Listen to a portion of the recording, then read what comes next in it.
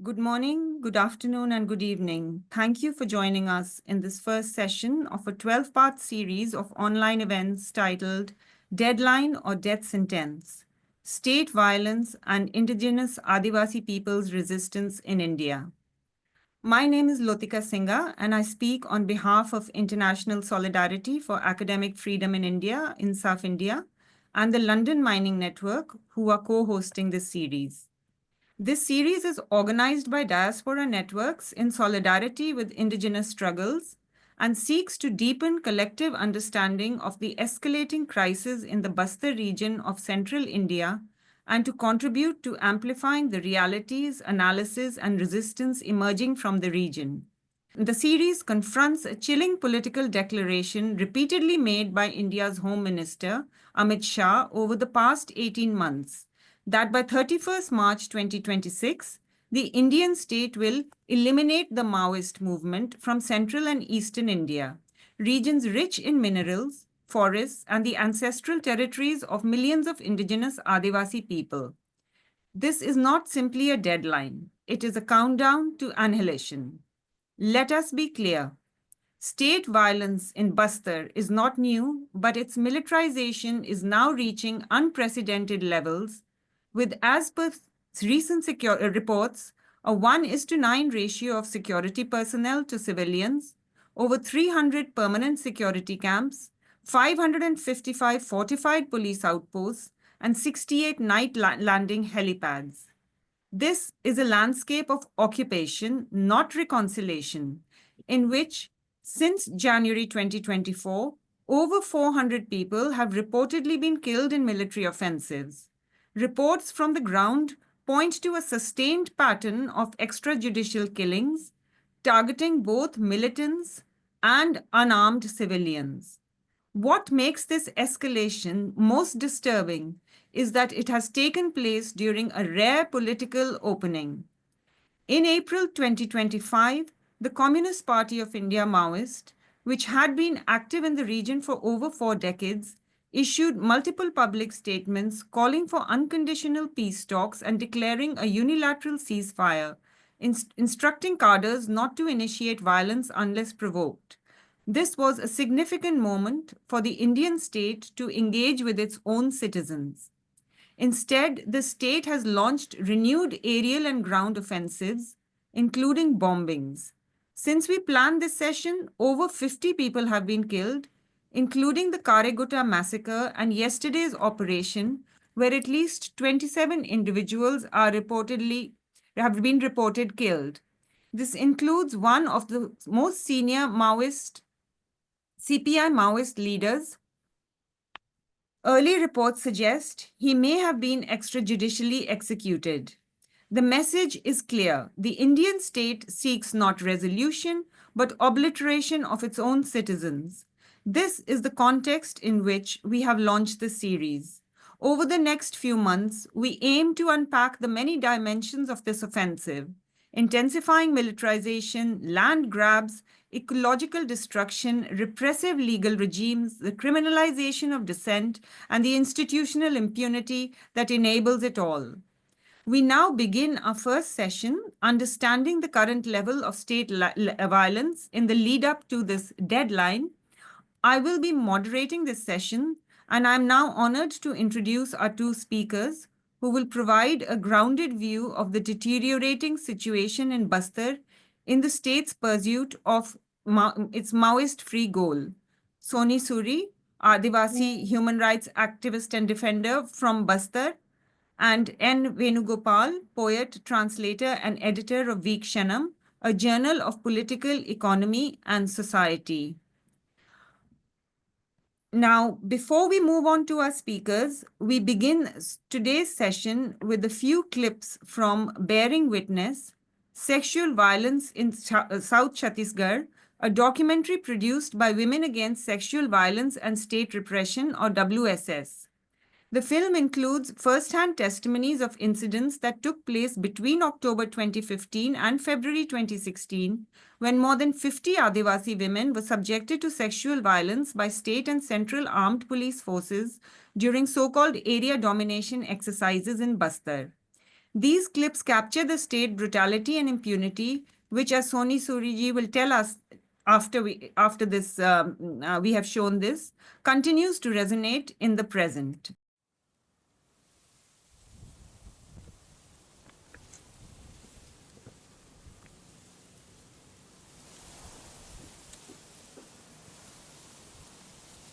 दक्षिण छत्तीसगढ़ में भारत के कुछ सबसे घने जंगल हैं। इन जंगलों में देश के कुछ सबसे अच्छे लौ अयस्क, बॉक्साइट और अन्य बहुमूल्य खनिज पाए जाते हैं। खनिज और खदान के अलावा इस पूरे इलाके में सैनिक कैंप भी हैं, जिससे यह इलाका दुनिया का सबसे ज़्यादा सैनिकृत इलाका बन गया है। प्रमुख तौर पर ऐसा कहा जाता है कि सैनिक कैंप नक्सलवाद से निपटने के लिए हैं, पर दरअसल दक्षिण छत्तीसगढ़ में सैन्यकरण का बढ़ना व फैलाव मूल रूप से खनन कंपनियों के लिए भूमि अधिग्रहण के मसले से जुड़ा हुआ है। इस तरह के सैन्यकरण का दक्षिण छत्तीसगढ़ के लोगों पर क्या असर पड़ा है?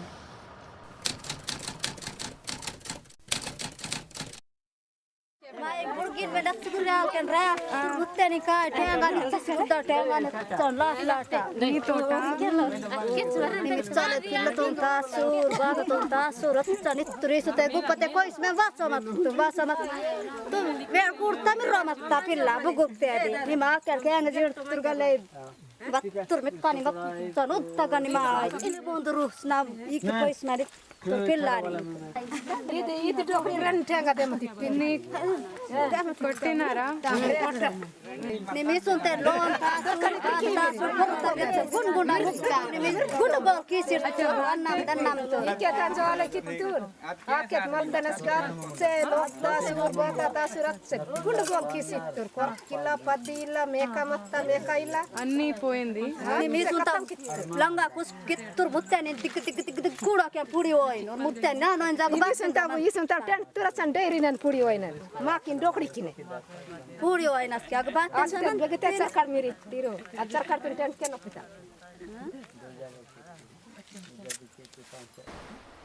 लगातार मानवाधिकारों का उल्लंघन, गश्त के दौरान हिंसा, लूटपाट और हत्याएं बस्तर के लोगों के रोजमर्रा जीवन का हिस्सा बन रही हैं।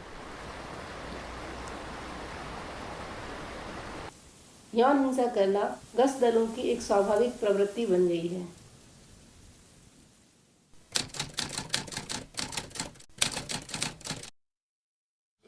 tas doda takali ni venda min dalin zaka yer da basa makta mid borin mi yedi miri kotte id borin bene miri id borin te bana de id borin mi yedi inda katna ay makin dudina reza uttur ma lokken ma ipiana ne polsi makal kal kemna reza uttur mir payurki adi nakkat se tani ursus mak ज़्यादा पैर के नाना कते आपसे गर्री हो इन Resta इला से कोई दकाल पाती तो मतलब आवाज नहीं निकले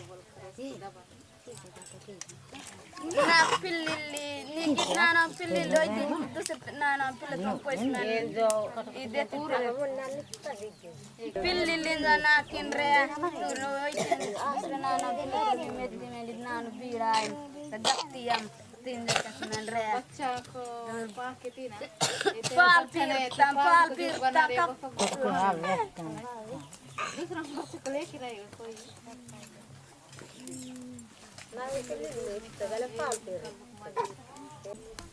पाल पीर तब का पाल पीर मन रहे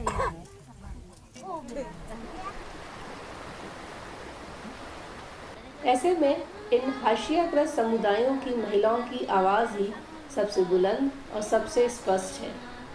अपने लोकतांत्रिक अधिकारों के लिए वे लड़ी हैं और लगातार लड़ रही हैं। So the testimonies you just heard were courageous and deeply painful. Despite intimidation, the women's efforts forced inquiries by the National Commission for Scheduled Tribes and National Human Rights Commission. Both commissions confirmed that the security forces had committed sexual violence. Not a single perpetrator has been held accountable to date.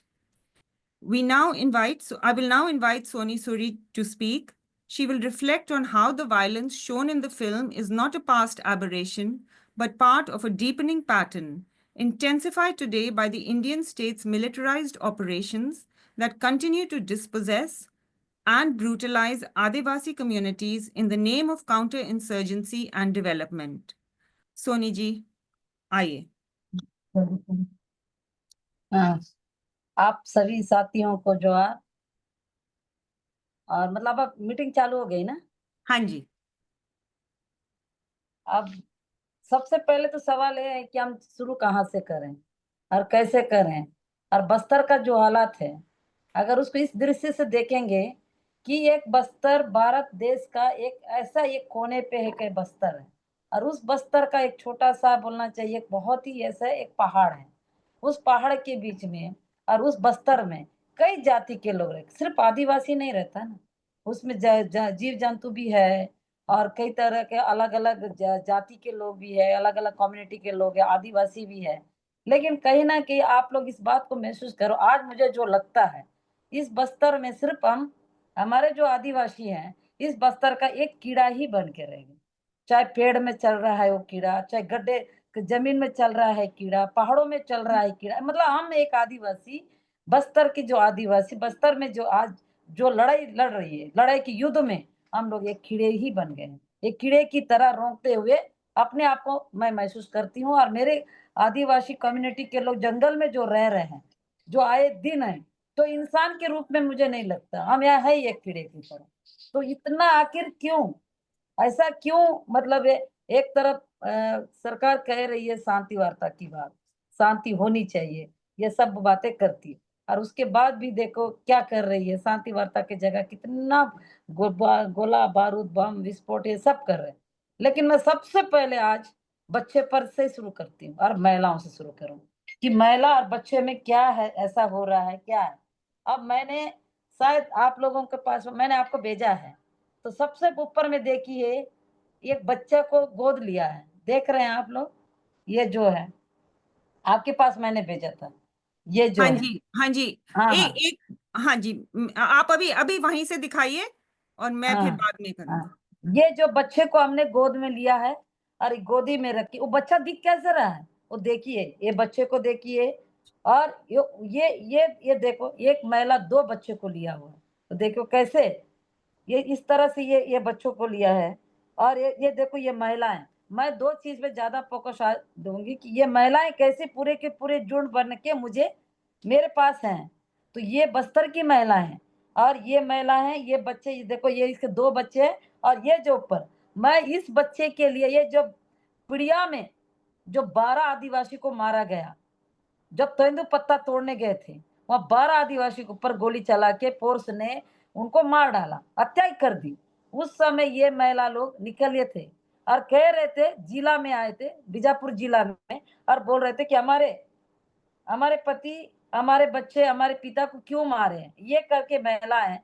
तो जब इस बच्चे को मैंने गोद लिया है और मैं कलेक्टर से कह रही हूँ, कलेक्टर सर ये इतनी महिलाएं इतने बच्चे लोग के साथ आए हैं, इनकी डेड बॉडी को दे दीजिए, इनको वापस जाने दीजिए।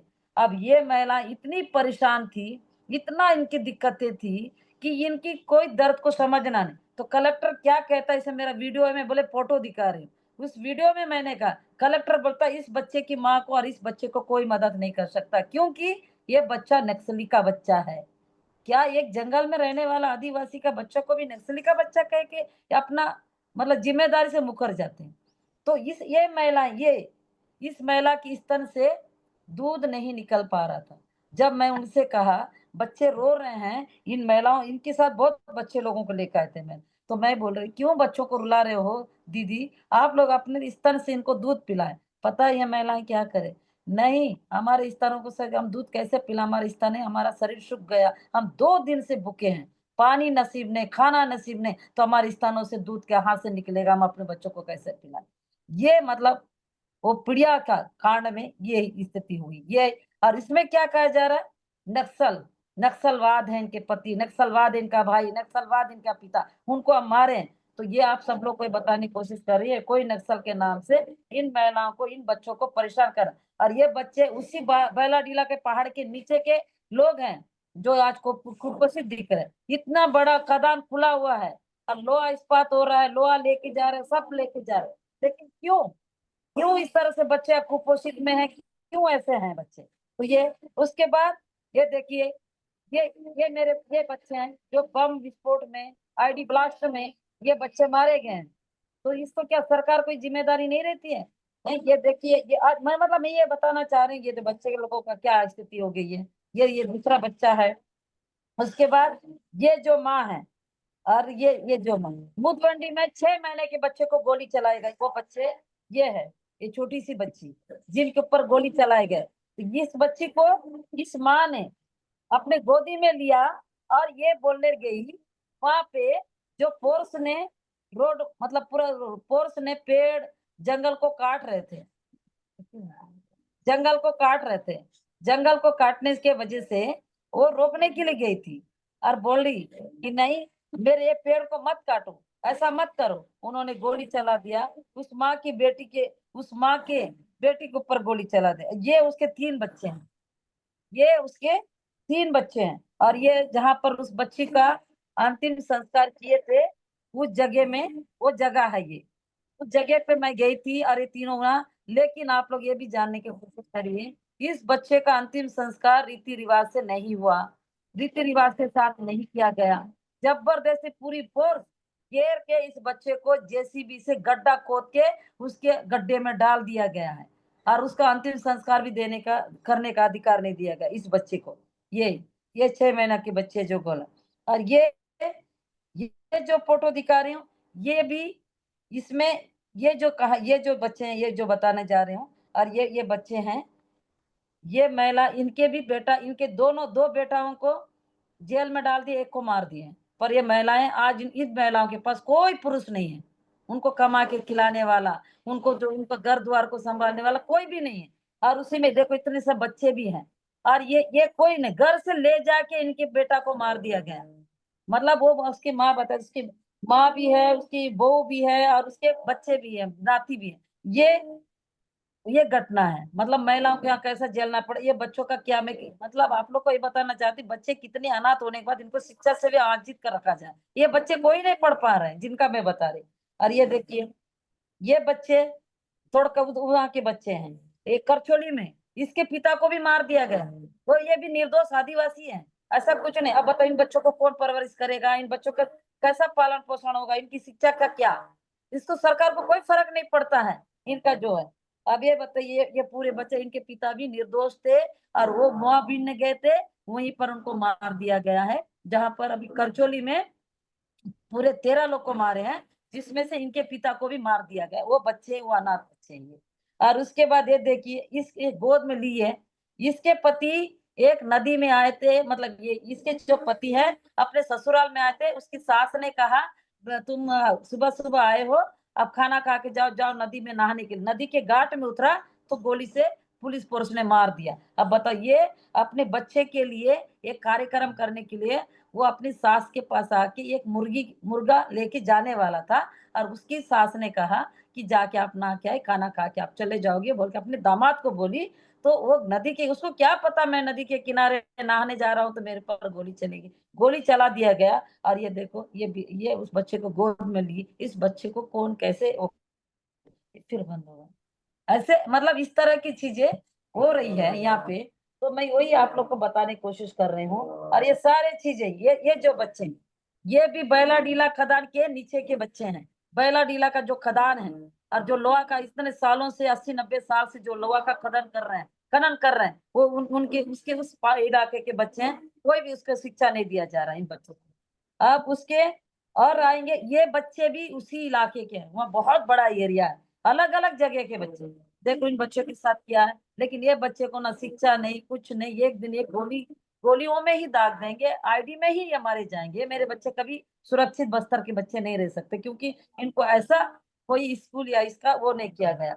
अब उसमें देखिए, ये एक माँ है, ये माँ वो बता रही है कि उसकी बेटी को देखो ड्रेस पहना के कैसे मारे हैं। वो बिल्कुल कोई गोली नहीं है, इस ड्रेस में कोई गोली नहीं है, वो सिर्फ ड्रेस पहना दी है। लेकिन इसको 1 लाख का इनामी बताया गया। ये वो माँ है जो अपने उसका मतलब फोटो दिखा के बता रही है कि ये मेरी बेटी को कैसे मारे। और इस माँ ने इतना लंबी लड़ाई लाया, शायद आप लोग ने सुने होंगे, लक्ष्मी हिड़मे मरकाम जो गोमपाड़ की थी। और उसने ये बोलते हैं ना भारत देश में कि हम आदिवासी लोग तिरंगा को नहीं मानते या इस तरह का वो नहीं करते, ऐसा नहीं है। हम भी संविधान को मानते हैं, तिरंगा को भी मानते हैं। देश की आजादी का जश्न मतलब एक आजाद देश में है करके उसके जश्न मनाने का भी हमको अधिकार होना चाहिए। तो इस माँ ने अंत में क्या किया, मेरी बेटी को न्याय मिलेगा करके तिरंगा कि उस इलाकों में है वहां नक्सल का गढ़, ऐसा नहीं है कि उधर नक्सली नहीं। उसके बावजूद भी उसको ये था, देश की कानून पर भरोसा रहा। वो सोची इसका अपना केस को कोर्ट तक चलाई, हाई कोर्ट तक गई, लेकिन हाई कोर्ट ने डिसमिस कर दिया। तो उसको लगा कि मैं अगर तिरंगा पकड़ के मैं लड़ूं और तिरंगा को फहरा के करूं तो मैं अपनी बेटी के लिए न्याय दिला सकती हूँ। उन्होंने देखो झंडा फहराई, तब भी न्याय नहीं मिला, तब भी उसको वो नहीं किया। और ये जो है, ये एक महिला है, बहन है, जो मैं हमेशा बताते रहती हूँ लक्की। इसके साथ क्या हुआ, तब तक बलात्कार किया गया जब तक ये नहीं मरी। उसका सांस जब तक चलता रहा, चिल्लाती रही। वो बोलते घर से उठा के ले गए हैं और इसको जब पूरी तरह बलात्कार करके मार के उसके बाद दिल्ली में डाल के फोर्स वाले ने वो मतलब बांध के लेके आए हैं। और इसमें कोई भी शरीर को देखोगे कोई नहीं, बस उसका जो प्राइवेट पार्ट्स का जो ये हालत कर दिए हैं वो देख रहे हो, आप लोग देख सकते हो। मतलब ये है, ये मतलब उस महिला के साथ कितने घंटे तक, चाहे 1 घंटा 1.5 घंटा आधा घंटा, लेकिन उन्होंने पूरी फोर्स के साथ इनके साथ चिल्लाने का आवाज सब लोग ने सुना, बचाने की भी कोशिश की है, लेकिन नहीं। मतलब ये कैसे, इसको एक गोली से मार देते तो मर जाती, वो ज्यादा अच्छा था ना। इतना तड़पा के, इतने तड़प भरी जिंदगी के साथ ऐसा क्यों किए, इतना क्यों नोचे इसके साथ, और इसको ऐसा मार दिए। और उसका प्राइवेट पार्ट्स को देख सकते हो, वो तो पूरा वो ऐसी हालत हो चुका था जब मैंने इसका डेड बॉडी देखा। ये चीज है। और ये जो बॉडी है, जो मैं अक्सर कह रही हूँ ना, देखो ये एक बॉडी है, इसको केमिकल डाल दिया गया। ये बॉडी का कैसा दिख रहा है ताकि पहचान ना सके, कि क्योंकि यहाँ पर ना पहचाने कर कीड़े भी केमिकल डाल रहे हैं, कीड़े भी लगवा रहे हैं, सब लगा रहे हैं। तो ये बॉडी को कैसे पहचाने उसका परिवार, फिर भी लेके चले गए। बोले कि हाँ हमारा ये करके, ये देखो किस हालत में बॉडी देते हैं यहाँ पे। और वो एक नक्सल है करके, वो निर्दोष आदिवासी भी रहे, जो भी रहे, ऐसे हालातों में बॉडी देंगे तो क्या करेंगे। वो तो बोलेंगे हाँ ये जोगा बीमा तुम्हारा, यहाँ हमारा, हम लेके जा रहे हैं। कहाँ लड़ते रहेंगे मेरे आदिवासी। ऐसे स्थिति करके बॉडियों को दिया जाता है यहाँ। अब वो तो आपको, आप लोग को सब पता है कैसे ये फेंक रहे हैं जमीनों में। और यही चीज ना, क्या पानी आ जाता जो ऊपर में दिखाई ना, मैं बच्चों 2 बच्चे का आईडी ब्लास्ट कैसा हो, ऐसे ही होता है। अब ये जमीन में डाल दिए, अब अचानक में इसमें सब मिट्टी जम जाएगा, इसके मिट्टी के अंदर मतलब पूरा ये हो जाएगा। ये खुद ही फोर्स वाले फेंके हैं और फेंकने के बाद उसको छोड़ दिए हैं। और ये कहीं ना कहीं पानी का बरसात में कुछ में ये पानी से ढक जाएगा या फिर उसके मिट्टी से ढक जाएगा तो ढक जाए।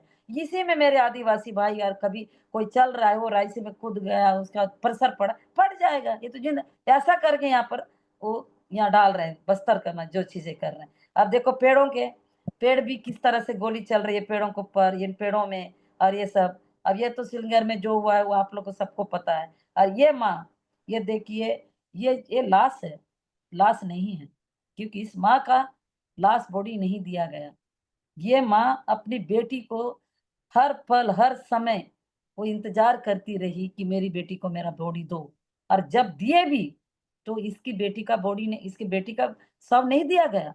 वो कांकेर में जो हुआ था ना, 29 घटना कांकेर में जो हुआ था, और उसमें जो एक शंकर राव को कमरेड को मारे थे, तो उसमें का 29 में से ये माँ जो है अपना बॉडी वहां लेने के लिए भेजी और लेके आए, लेकिन इसके घर में किसी और का बॉडी आया। ये पहचान ली और बोलने लगी ये मेरी बेटी नहीं है, तो मैं इसको अंतिम संस्कार मैं अपने घर से नहीं कर सकती। हाँ, उसका अंतिम संस्कार किए हैं, वहाँ की जनता ने किया है। लेकिन ये माँ ने कहा मैं जब जन्म दी हूँ मेरी बेटी को, उस जन्म से मैं अपने गोत्र के हिसाब से अपना देवी देवता के इसको मैंने नाम रखा था, तो मेरी वो बेटी नहीं है, ये कोई दूसरे को उठा के मेरे को यहाँ सौंप दिया गया। मैं इसका अंतिम संस्कार मैं अपने घर से नहीं करूंगी, लेकिन मैं अपनी बेटी का करूंगी। मेरी इतनी बदनसीबी है, मेरी बेटी के कुछ कपड़े हैं जो पहनती थी और जो रहती थी, उस कपड़ों को लेके ये एक लाश की उसमें लकड़ियों में डाला गया। ये कोई लाश नहीं है, ऐसे करके अंतिम संस्कार वो माँ के, इस माँ के दर्द को समझी कि कैसा उसको लगा होगा कि एक लकड़ी का इकट्ठा करने के बाद उसकी बेटी का लाश भी उसके नसीब में नहीं मिलता, और वो उसके कपड़ों से लाश को, एक कपड़े को में होकर को जलाया जाता है। ये है वो माँ है, ये है बस्तर की हमारी महिलाओं की हालत है।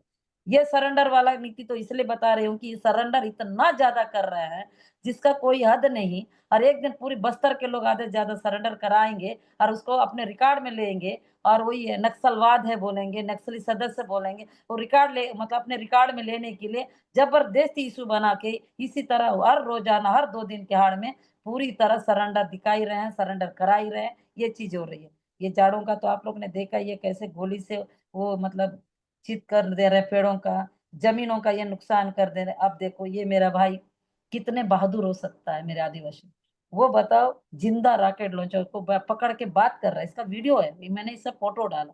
अब वो बोल रहा है, वो कह रहा है इस वीडियो में, गोंडी में बोल रहा है, हिंदी में नहीं। ये सब वाला चीज कौन सा सरकार बनाई, कहाँ से बना के लाए, यहाँ हमारे पास क्यों डाल रहे हैं? ये कहाँ से सरकार आया?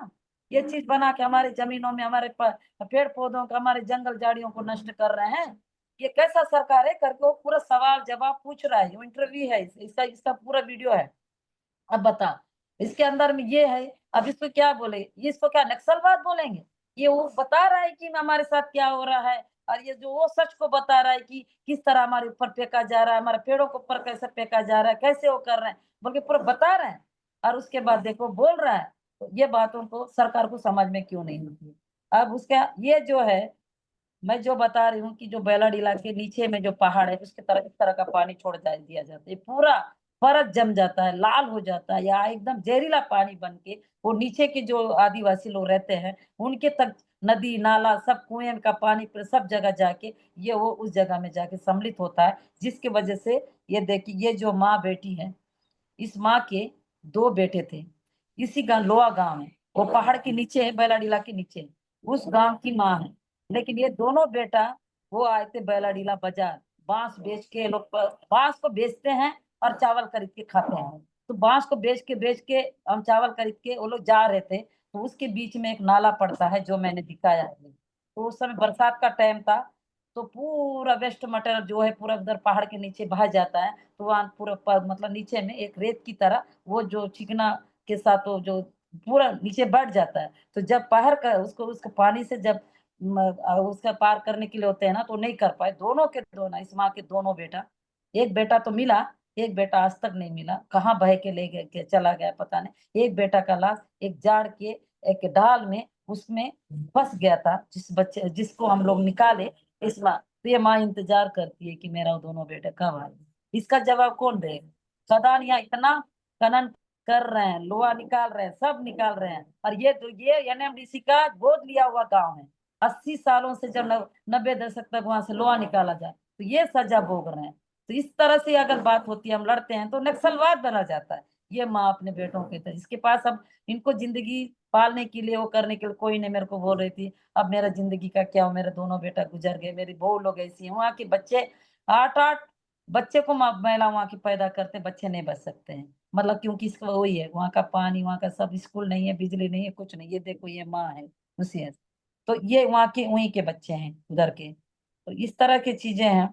ये सब ये हालत है उधर जो बेलाडीला का है। और ये देखिए ये प्रिया में ये भी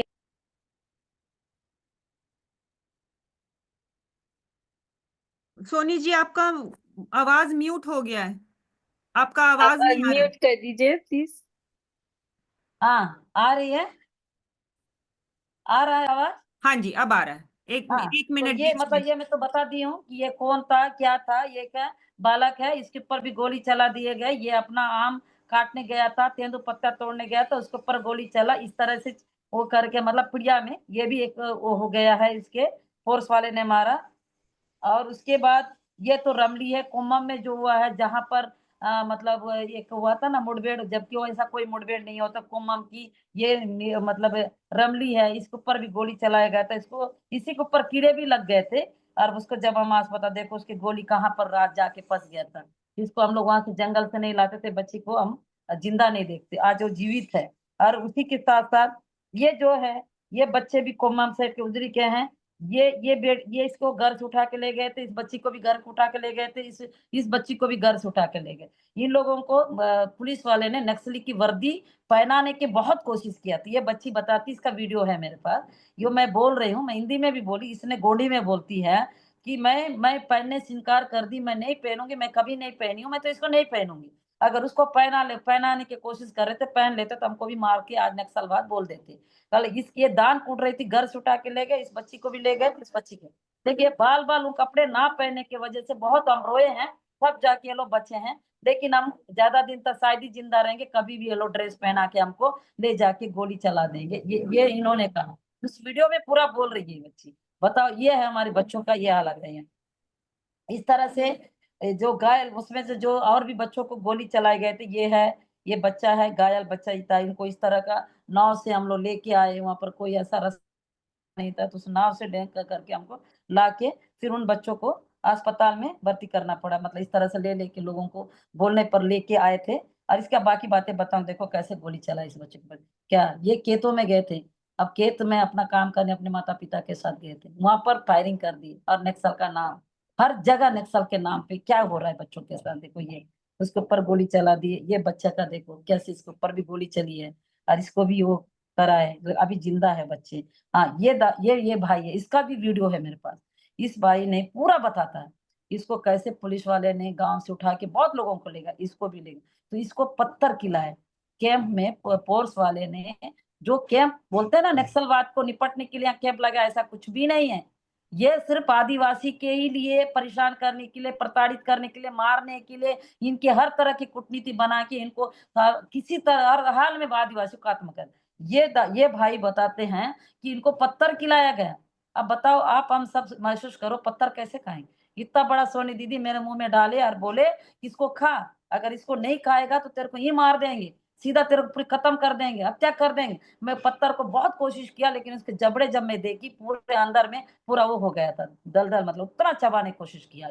इसको पत्थर खिलाए, ये इसका वीडियो भी है, पूरा बोले। और उसके बाद इसको मुंह में कपड़ा ऐसा डाले और पीछे ऐसा करके कपड़े से इसके अंदर ऊपर से गर्म पानी डाले हैं इस भाई के ऊपर, वो पूरा बताया। तो ये मतलब नक्सल के नाम पे, ये इनका कुछ नहीं, नक्सल के नाम से यही कर रहे हैं, और ये आदिवासी को, ये मैं इसलिए हमेशा कहती हूँ।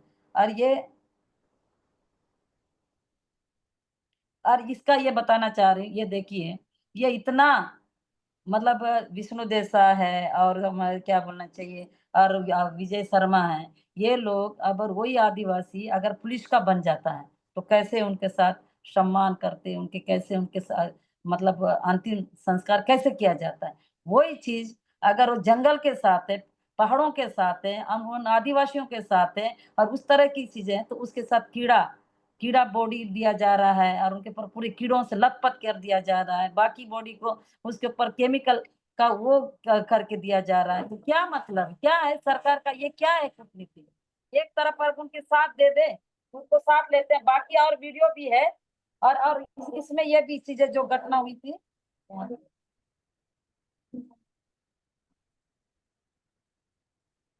ये अलग अलग घटने का मैंने वो कर रहे हैं। करचोली का भी इसमें है, बुढ़िया का भी है, और नेशनल पार्क करके कहा के पूरा ये जो चीज है ना, ये सब इतना मतलब ये नक्सल के नाम से वो जो मार रहे हैं, और भी ये सब चीजें, ये सब बाकी तो मैं बताना चाह रही हूँ। तो मेरा अभी आप लोगों से मैं जितना मैं बात रखी है अपनी, अब आप लोग ये बताइए, अब यहाँ जो बस्तर में इतना बड़ा भारत देश का एक हिस्सा है बस्तर, तो बस्तर के प्रति क्यों फोकस नहीं दिया जा रहा है? या इतना सरकार मनमानी कर रही है, हर हद तक कर रही है। और आज मेरा ये कहना है कि माओवादी को भी अगर अगर वो कोई माओवादी को भी मार रहे हैं, तो पकड़ के मारने वाला बात कहाँ से आती है? जैसे रेणुका को मारे हैं, सुधाकर को मारे हैं, और कार्तिक को मारे हैं, वो तो घर में थे ना, तो उनको पकड़ के उनको गिरफ्तार क्यों नहीं कर सकते? तो उनके साथ साथ आदिवासी के साथ भी उतनी ही हत्या करना, तो ये लड़ाई कैसी लड़ाई को हम सबको समझने की जरूरत है। हम पूरे हर जगह, हर देश के, हिंदुस्तान को मतलब जगाने की जरूरत है कि ऐसे कैसे। अब मैंने जो कर रहे हैं बता रही हूँ, वो लक्के डूडी की बात कर रही है, वो एक महिला की कहानी नहीं है, ये हर महिला इस तरह से गुजर रहे हैं। वो तो मैं एक का बताई हूँ कि उसके साथ कैसे बलात्कार किए, कितना हद तक बलात्कार किए, कैसे मार दी, बच्चों पर कैसे गोली चल रही है, यहाँ के पहाड़ों के ऊपर कैसे पर्यावरण का नष्ट किया जा रहा है, कैसे गोला बारूद फेंक रहे हैं, ये सब ये सब चीजों को सरकार का जो कर रहा है उसके कारनामा को कौन बताएगा? ये चीजें बाहर तो जा नहीं पा रहा है। पूरा मीडिया सब चीजें सिर्फ एक बात है कि नक्सल। अगर बम विस्फोट में आईडी में ब्लास्ट हुए नक्सल का नाम, कहीं पर अगर इस तरह की चीजें पा रहे हैं कि हम लोग इतना रॉकेट लॉन्चर निकाले हैं, इतना बम निकाले हैं, इतना ये निकाले सब, तो हम लोग ऐसे क्या लड़ाई लड़े जिससे ये पता कर लें कि बस्तर में जो हो रहा है पूरी झूठ की बुनियाद पे सरकार यहाँ अपना लड़ाई का दिशा बना चुकी है। और ये कहाँ तक सच है कि वो कह रहा है कि ना, सीधा बोल रहे हैं ना कि मारना ही है, तो उस मारने में हम भी हैं, आप भी हैं, यहाँ का बस्तर का आदिवासी हैं, उसका क्या करना ही है। अमित शाह, विजय शर्मा और विष्णुदेव शर्मा चाहे मोदी इस बात को ये नहीं समझ पा रहे बस्तर में क्या रहे। वो लोग तो बड़े बड़े कंपनियों के लिए उनकी गुलामगिरी करने के लिए, उनको अपना वो करने के लिए वो तो बोल रहे हैं और हत्या कर भी रहे हैं, और हमारे भारत देश के लोग भी तमाशा देख रहे हैं। जब पाकिस्तान या कश्मीर या उधर की लड़ाई होती है तो उसका पूरा दुनिया देखता है, लेकिन बस्तर में भी उससे ज्यादा खतरनाक तरीके से यहाँ हो रहा है। क्यों नहीं दिख रहा है? क्यों नहीं देख पा रहे हैं भारत देश में? क्या आदिवासी है इसलिए? अगर इस बस्तर में अलग जाति की कम्युनिटी के लोग भी हैं, चाहे वो अलग अलग जाति के लोग हैं, लेकिन यहाँ सबसे ज्यादा नुकसान सिर्फ एक आदिवासी का ही हो रहा है, बाकी कोई अदरवाइज जाति की नहीं हो रही। मैं ये नहीं कह रही कि उस जात के साथ होना चाहिए, वो नहीं होना चाहिए, लेकिन मैं ये बताने की कोशिश कर रही हूँ इस बस्तर में अगर नुकसान हो रहा है नक्सल का नाम लेके, नक्सल की लड़ाई के युद्ध का एक मतलब वजह बता के, तो ये हमारा पर्यावरण नष्ट हो रहा है, मेरे बच्चे का पूरी जिंदगी तबाह हो रही है, गोली की शिकार हो रही है, मौत हो रही है, और यहाँ के पहाड़ों को पूरी तरह कैप्चर किया जा रहा है, और यह मेरी महिला बहन लोगों के साथ इतना कुछ हो रहा है, मतलब एक मानव जाति आदिवासी का कुछ भी नहीं बच रहा है। तो इसके लिए हमको क्या करना चाहिए, कैसे होना चाहिए? इसलिए मैं यही कह रही हूँ, अगर हमारे पास ऐसा कोई समाधान भी नहीं है कि हम बच्चों को कैसे बचाएं। अगर सरकार से आप लोग सब पूछोगे ना, सवाल करोगे, अरे हम तो इतना डेवलपमेंट किए हैं, इतना विकास किए हैं, इतना स्कूलें खोले हैं, इतना बिजली हर गांव में बिजली दिए हैं, स्कूल दिए हैं, अस्पताल दिए हैं, कुछ भी नहीं है। अब जितना मैंने जो तस्वीर दिखाया वो सारे जगह वो बच्चे क्यों नहीं पढ़ पाए? वो उनके पिता को मार दिए या भाई को मार दिया, अनाथ होके जंगलों के बीच में वो अपने पेट भर के अनाज भी नहीं खाने के नसीब में है, उनकी सही शिक्षा भी नहीं मिल रही है। उन बच्चों के लिए हम कैसे बचाएं? आप लोग ये भी सोचिए ना। हम तो हमेशा मीटिंगों में बात कर रहे हैं, तो ये इस बात को रख रहे हैं, मैं तो रखती आ भी रही हूँ और लोग भी रख रहे हैं, तो देखो, लेकिन इस लड़ाई को एक ऐसी जगह पे ले जाना बहुत जरूरी हुआ है। अब यहाँ नहीं बच पाएंगे। देखो अभी कल की घटना है, कल 21 तारीख का घटना, वहां मार दिए। तो मेरा ये सवाल है कि सीधा जाके उनको मारना ही, गोली चलाना ही क्यों? उनको पकड़ में आए तो पकड़ के उनको कोर्ट में ले जाओ, जेल में ले जाओ, जेल के माध्यम से फांसी तक भी लटकाओ तो उससे कोई दिक्कत नहीं है, लेकिन एक कानून के दायरे में आके लड़ाई लड़ना चाहिए। अगर आज अमित शाह, मोदी, यहाँ पर सब विजय शर्मा ये जब बोल रहे हैं, और ये देखो मैं और कुछ वीडियो है, उस वीडियो को भी आप लोगों को शेयर करूंगी, मैं डाल दूंगी। वो उनको मार के ला के डांस करते हैं, नाचते हैं, डीजे लगाते हैं। ये कैसा भारत देश है? हमारा मानवता का कैसा देश है? किस टाइप का है? किसी को मार के कैसे नाच सकते हो? मार के उसके ऊपर कैसे कीड़े कीड़े इतनी ताकतों में इसके शरीर में ये केमिकल डालते हो, क्या करते हो, कीड़ा कैसे लगवा देते हो? अगर मेरा सवाल है एनएमडीसी में, अब आज ना लड़ाई हो रही है तो पहाड़ों की लड़ाई है ना, है जैसे कि लोहा का है, बक्सट का है, टीन का है, और चूना पत्थर कोरंडा मका, इसका लड़ाई हो रहा है ना। अगर उसको अगर आप आईजे का बड़े बड़े कंपनी लगा है, जैसे एनएमडीसी ने लगा है, तो अभी जो हुआ है करे गुट्ठा में पूरी लाशों पे कीड़े लग गए हैं, तो कीड़े लगाने की क्या जरूरत था? तो क्यों ऐसा फ्रीजर क्यों नहीं है, ऐसा कोल्ड स्टोर जैसा क्यों वो चीज नहीं बनाया गया? तो पैसे किसके लिए? वो पहाड़ किसका था? उस पहाड़ को खोद के लोहा ले जाके बस उन पैसों से जगह जगह अलग अलग जगहों में जो करना है कर रही है सरकार, और उन पूंजीपतियों को इतना पैसा दे के अपना वो कर रही है, अपने चुनाव के लिए, अपनी जिंदगी के लिए, अपना राजनीति के लिए वो सब कर रहे हैं। लेकिन उस आदिवासी का क्या, जिसका जो मालिक था, जिसका वो लोहा था, उसका क्या? आज पिड़िया का हुआ, करचोली का, उधर तो पूरा हालत खराब है। और ये जो कह रहे हैं ना कि जो सरेंडर का नीति भी बिल्कुल भी सही नहीं है। आप देखते जाइए क्या होने वाला है इसमें। इसलिए आप लोग जितने लोग बैठे हैं, जो लोग, से मेरा तो यही कहना है, कोई कैसे बस्तर है, किस टाइप का बस्तर है, बस्तर को बचाना है या नहीं है? बस्तर के साथ साथ ये जो हमारी आदिवासी मानवता को बचाना है कि नहीं है? ये देखिए कैसे नाच रहे हैं ये वीडियो में मैंने वो किया था। ये देखो, ये नाच रहे हैं। इस तरह से वो मतलब मार के ला के इस तरह से डांस करा जाता है। तो ये मतलब ये क्या है? ये कब तक ये हालत में रहेगा? और भी दूसरा वीडियो है।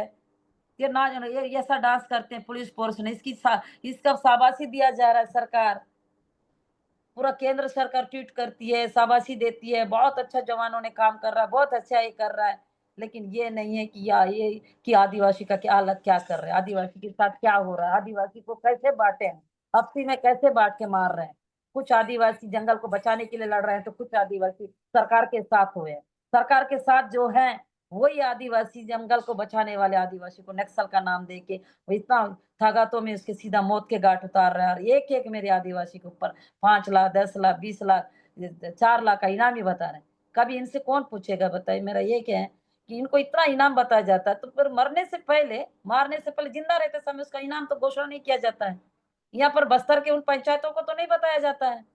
तो बताना चाहिए ना, पंचायतों में गांव में बताना चाहिए कि आपका गांव का व्यक्ति इतने लोग माओवादी में हैं, तो उनके इतने अपराध हैं और उनका एक एक का इतना इतना इनाम है और उनके साथ ये कर, उनको जानकारी देना चाहिए ना। तो जानकारी तो नहीं दिया जाता है। मरने के बाद बस पैसा का बात बोला जाता है, माओवादी बोल दिया जाता है। और वैसी भी गोली चल जाने के बाद, हत्या करने के बाद माओवादी है, इसका सिद्ध कौन किया? कोई हुआ है क्या? बस कितना आसानी से माओवादी बोल के मार दे के उनको इस तरह कर रहे हैं। तो सिर्फ तब होगा ना जब कोर्ट में होगा, उसकी जांच होगी, उसकी लड़ाई होगी, उसकी सब हो जाएगी। और भी बात, जितने लोगों को जेलों में ले जाके डाल रहे आदिवासी, ये अलग अलग ढंग से आदिवासी का होगा। पहला तो आप समझिए कि बच्चे सुरक्षित नहीं है।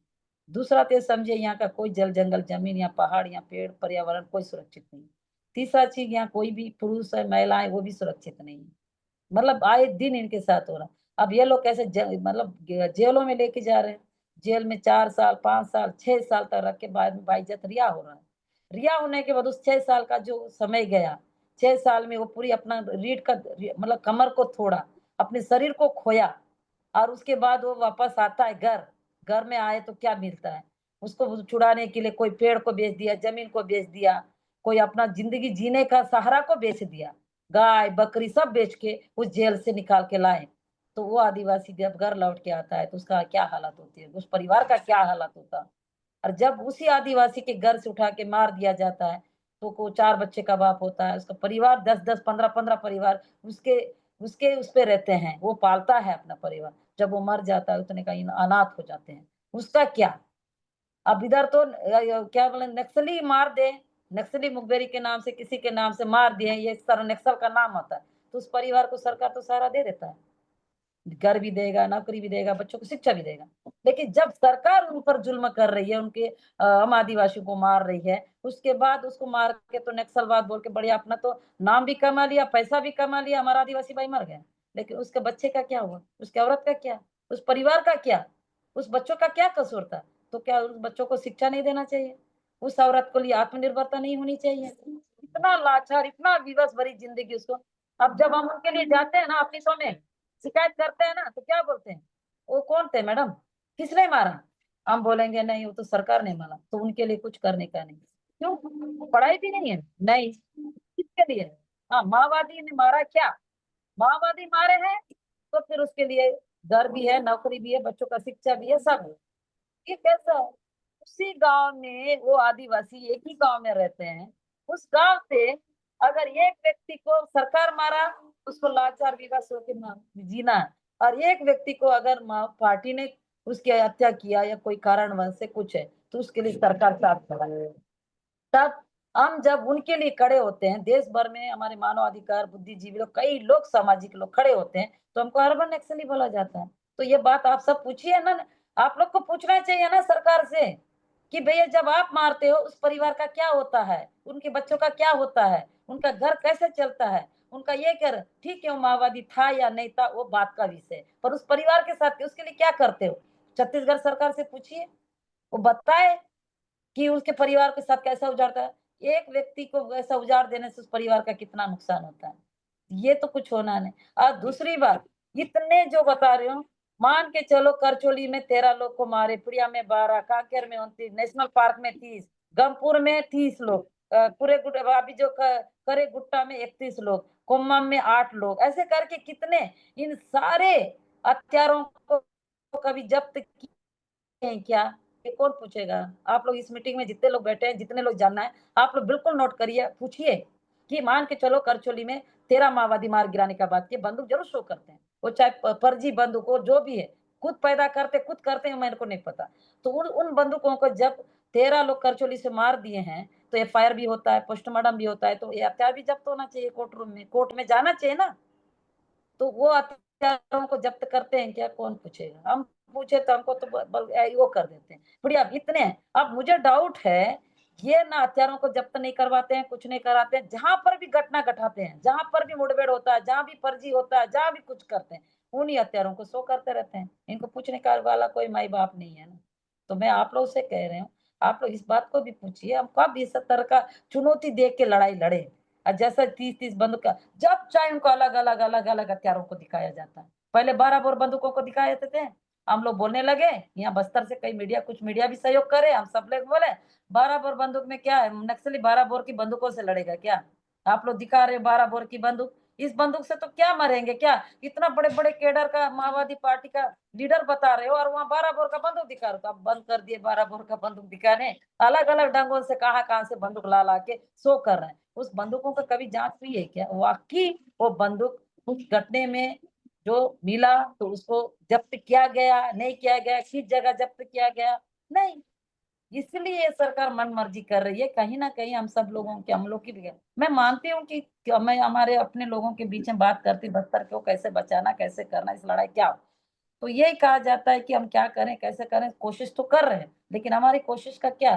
तो मुझे लगता है हमारी जो लड़ाई है, इस लड़ाई को आर-पार और बड़ी चुनौती के साथ लड़नी पड़ेगी। बिल्कुल, अब जो मैं कह रही हूँ कि इस तरह से बातें, तो उस तरह से वो चीज़ें सब करना चाहिए। बिल्कुल, कानून की उसपे भी जाना है। मेरे को पता है कानून में हमको कितना न्याय मिलेगा, नहीं मिलेगा, लेकिन जो मैं आंकड़ा बता रही हूँ, जो बंदूकों का आंकड़ा बता रही हूँ, जिस तरह और पोस्टमार्टम भी कैसा होता है यहाँ? वो लोग उनको ऐसा ऐसा नियम में, कानून में है क्या? वो लाए हैं 20 लोग को मार के, परिवार को नहीं बताते हैं, परिवार से लिखित नहीं करते, परिवार का कोई दस्तखत नहीं। वो अपने से पोस्टमार्टम कर लेते हैं। जाने-माने हमारा बाप का राज है, ऐसा उसका चक्कर। अपना खुद लाएँगे अस्पताल में, पोस्टमार्टम करेंगे और उसको ले जाके एक वो जो झिल्ली में डाल के पैकिंग करके डाल देते हैं, ये हाल करते हैं। तो भई मेरा कहना, आदिवासी भी इंसान है ना, आदिवासी भी मानव है ना, आदिवासी का भी अधिकार है ना, तो उनको बुलाया क्यों नहीं जाता है? ये जोगा तुम्हारा बेटा या पति है, तो तुम्हारा मतलब या पोस्टमार्टम हो रहा है, इस पोस्टमार्टम के लिए तुम्हारा साइन लगेगा और ये वीडियोग्राफी होगी, ये ऐसा कोई करता है क्या? नहीं, कुछ नहीं। नहीं, इनका बिल्कुल मन की नहीं। हो गई है।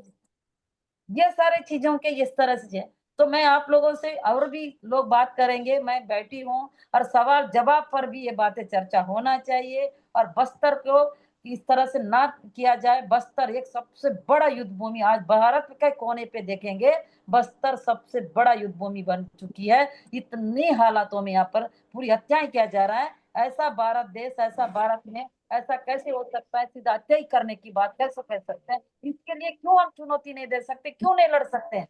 क्या अमित शाह रोज की जुबान सीधा कह रहा मार देना है, विष्णुदेव कहता है मार देना, इसकी हत्या ही कर देना। तो ये क्या है? ये जुबान ही कैसा है? और हत्या करना ही है, मारना ही है। तो इसका कोई सॉल्यूशन और कोई चुनौती हम लोग को भी देना चाहिए। तो बिल्कुल, इसमें सोनी जो भी जी, बातें निकल के आए वो करें। ठीक है, फिर मैं बैठी हूँ, फिर सवाल पे बिल्कुल। सवाल होना चाहिए। शुक्रिया सोनी जी, सॉरी मैंने अभी आपके बीच में बोला, लेकिन इतना कुछ था बोलने को कि आप साँस भी नहीं लिए और आप बोलते रहे। इसके लिए आपका बहुत धन्यवाद कि आप इतने दुःख में इतना कुछ और हमारे को इतना टाइम दिया। I have just told Soni ji, I've thanked her for speaking without a stop for so long and showing us picture after picture after picture of the atrocities and violations in Bastar. I just want to add that the rewards policy, it seems, I mean, the idea of rewards, putting rewards on people's heads is hugely problematic, as we know. On record, there have been interviews with the police where they have said, I mean, these rewards are distributed amongst the forces who are there when the people are killed. So that is something to think about. There's monetary incentivization of killing happening here. And now, because of the time constraint, we will stop here. I will now pass on to Venugopal for talk. So, yeah, Venu, over to you. You will tell us about the peace talks, and I will leave it to you to elaborate. Thank you, Latika. Comrades and friends, actually, it's a very long story to share, but we don't have that much time. I will try to keep it short. I actually, today I'm not in a mood to speak also, because all of you know what happened yesterday. 28 people were killed, and now news reports are coming that at least 3 persons, including Nambala Keshav Rao, General Secretary of the Communist Party of India, Maoist, were caught in Orissa while he was recuperating in a hospital there, and they were brought to Narayanpur, Bijapur, and 25 or 26 local Adivasis were added to them. In the course of the speech, I will explain about that also. Police are keeping stocks of Adivasis, 100, 200 Adivasis with them, and taking out 5 or 10 or 20 out of them and killing them. This has been going on for the last 3-4 months. That's how yesterday's Narayanpur, Bijapur quote-unquote encounter took place, and I'm talking here with a heavy heart, and I'll not be able to control my emotions. That's why I'm trying to make it very brief, and I wanted to explain it in 3 phases. One is the context in which peace dialogue, the idea of peace dialogue and the idea of ceasefire is coming. The number 1 is context. And then after the context, I will go back into the history and how there were talks between the government and the revolutionaries, the Naxalite parties, and what happened to that. And third part, I will take you to going ahead, what can be done, and what government wants to do, what Maoists want to do, whatever I can share with you. To begin with, we have to go to a little bit, as Amit Shah said, chronology samjhiye. We have to go to chronology. Why this peace idea of peace talks, idea of ceasefire has caught on in the recent past, in the last 2-3 months. Actually, Chhattisgarh went for election in December 2023, and December 2023, new government. Earlier, there used to be a Congress government, and new BJP government has come. And immediately after taking power, the Deputy Chief Minister and Home Minister, Vijay Sharma, openly appealed to hold talks with Maoists. This was in December 2023 or January 2024. Immediately, Vikalp, the spokesperson of Dandakaranya Special Zonal Committee of the CPI Maoist, immediately responded and said, we are always ready for talks. We never mind talking to the government. Earlier also we had this, we had done this. And for that, at least you have to come out with 2 things. One, limit armed forces to barracks only. That is in other words, ceasefire. Don't allow armed forces to come to villages and hamlets and interior forest areas and go on killing spree. That is the first condition, demand. And second, no new camps to be set up, because already every 2-3 kilometers there is a camp being set up, and these camps cannot be set up as per the 5th schedule or the Panchayat Extension to Scheduled Areas Act, PISA Act, or the Forest Rights Act, every new camp has to take permission of Gram Sabha, and unless Gram Sabha permits, the camp cannot come. So the second demand or second condition put forth by Vikalp was to stop no new camps. Then Vijay Sharma and Chief Minister himself also, they denied that we are not going to listen to any conditions. We are ready to talk, and you have to come and you have to surrender, and we will talk. And Operation Kagar also started at the same time. Just now, Sonisori explained about that. On January 1st, 2024, a 6-month-old child was killed in Mutvendi. Her mother was holding her, and police, the armed forces, paramilitary forces fired on people, fired on the hamlet indiscriminately, and in that indiscriminate firing, the 6-month-old child was killed. Starting from there, that was January 1st, 2024, till yesterday, when 28 people were killed, and out of the 28, 25 were Adivasis.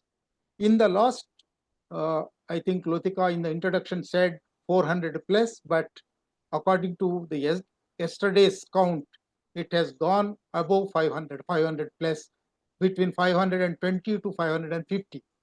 Out of these 550, 250 to 300 are Adivasis.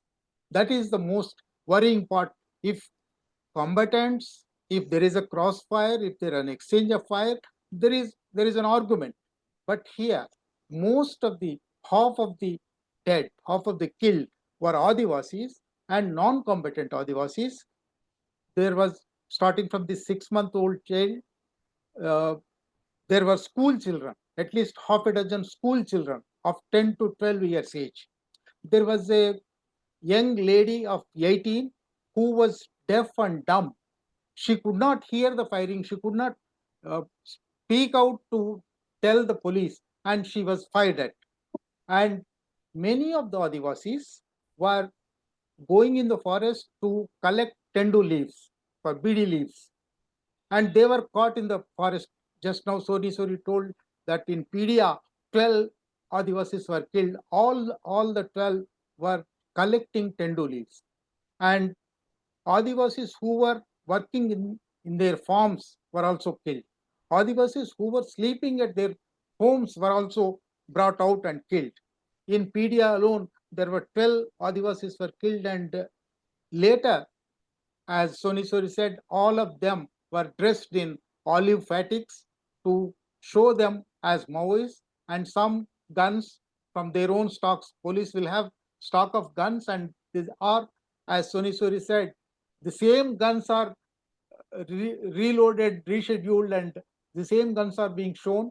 That is how the Adivasis killing spree has been going on. And in this situation, CPI Maoists came out with a statement that at least stop this killing. We will cease fire, you also cease fire, and let us come to a peace negotiating table. That is how on March 28th, that means after 15 months of killing spree, after 15 months of killing Adivasis, more than 200, 250 Adivasis, party came out with a statement on March 28, 2005. It was signed by Abhay, the spokesperson of the Central Committee of the CPI Maoists.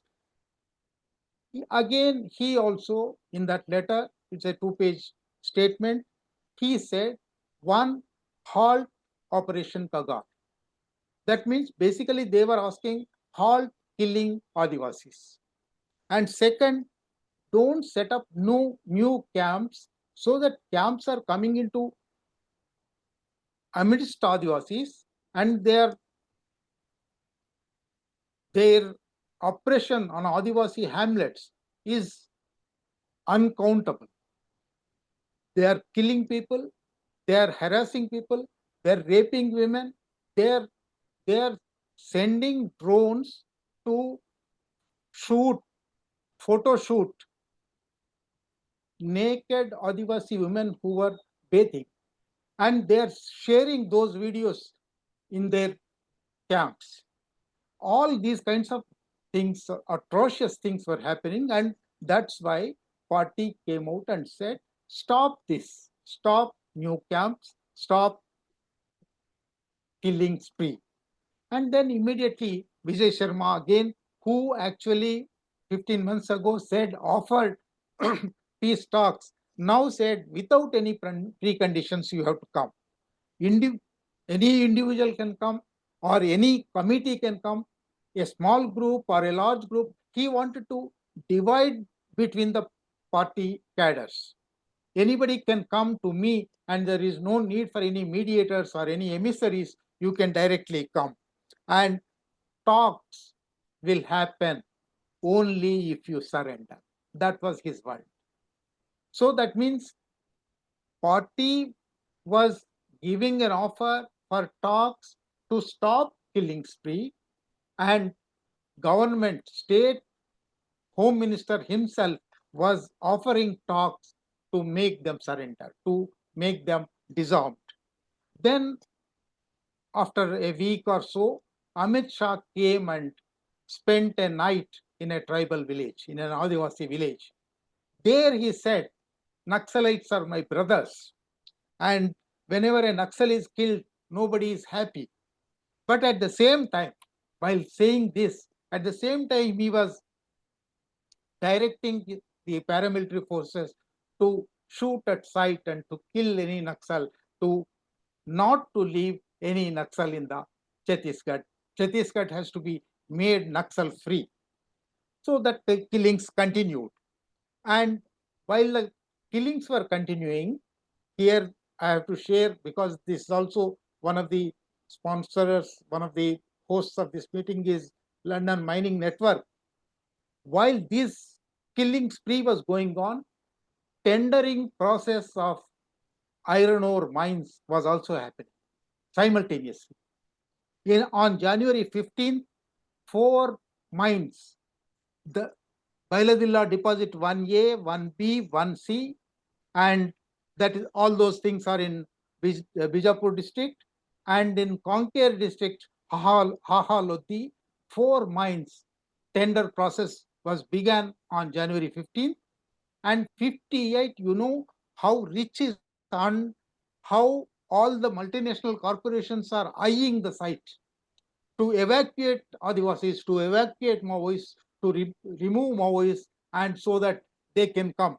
58 national and international steel companies bid for those mines. And finally, 3 mines were given to ArcelorMittal and 1 mine was given to Rungta Steel for 50 years lease. For 50 years, this is a cash cow, and according to mining sites, the information is that these 4 mines have 300 million tons of quality iron ore, which at the present rate will fetch them 1,20,000 crore rupees, and government is getting peanuts. Tendering process was in lakhs, and over 50 years, government will get only 20,000 crores. That's how in the last 20 years, ever since Arundhati Roy went there and came out with walking with comrades, she wrote, and all these days, all the critics have been saying that this eliminating Maoist process or terrorizing Adivasis process is to help multinational corporations to mine the rich iron ore or tin or bauxite or 27 kinds of minerals are there. So even these 2 processes were going simultaneously together. One, a killing spree, and the 2, giving away mines to multinational corporations. Even then, party, various spokespersons from the party, apart from this Abhay's statement of March 28th, Rupesh, he is the spokesperson for Northwestern Bureau of Bastar, Northwestern Bastar Bureau. He gave 3 statements on April 8th, April 17th, and April 25th. In all of that, he was asking the government to come for ceasefire. And on April 23rd or 22nd, he gave a 1 hour long interview to Bastar Talkies, a YouTube channel, a local YouTube channel. In all this, and Abhay also came again, and on April 25th, he gave another statement. May 10th, he gave another statement. That means from the party's side, now at least there are 6 statements asking for ceasefire. All this because they value the lives of Adivasis. They don't want Adivasis get killed in this kind of. So they are showing a very positive attitude towards the whole thing, and government is adamant, and the process, the operation Kagor is going on, and a new operation called Operation Karreguttalu started on April 21st. I don't know how many of you have been following this news. The news came that the Karreguttalu, Karre is in Telugu, it is black. It's a black forest range, a range of about 300 square kilometers to 800 square kilometers, and it is very difficult terrain. And there, police themselves have released news. No news channel or media persons could go there. Police stopped everybody from accessing the place. Some 7 kilometers, 8 kilometers away, they were stopped. And they started giving out rumors that there are 100 Naxalites or 500 Naxalites or 3,000 Naxalites holed up on Karreguttalu, and 24,000 forces of all kinds, District Reserve Guards, DRG, and BSF, Border Security Force, Seema Sashastra Bal, Indo-Tibetan Border Force, CRPF, Cobra, Commando Battalion for Resolute Action, an elite force of CRPF. All of these forces, 24,000 personnel, were surrounding Karreguttalu, and that operation went on for 3 weeks. In 3 weeks, actually, they could not find a single or 2 or 3 activists, and all the other 24 or 25 people were killed. Most of them were Adivasis. As Soni Sorit said, most of these killings are bounty killings. After every death, after every killing, they are saying this person has 50,000 on his head, 1 lakh on his head, 2 lakhs on his head. In the last 2 months, at least 2 crore rupees were distributed among the soldiers. That's why they are dancing after each killing. So killing is paid. Bounty killings are happening. And after killing non-combatant Adivasis, they are dressed in olive fatigues, and some weapon is put beside them, and they are shown as. And in Karreguttalu, it's a range of 30-40 hills. After occupying 2 or 3 hills, the security forces went and hoisted tricolor there. What is this? Is a war happening here? Hoisting tricolor on a foreign land, on an enemy land, is generally happened. But here they hosted it. And as I told earlier, most of the Adivasis killed were stock Adivasis. Newspapers reported that at least 200 Adivasis from the villages surrounding Karreguttalu were taken hostage and kept with police in police camps, and some people from them were taken and killed.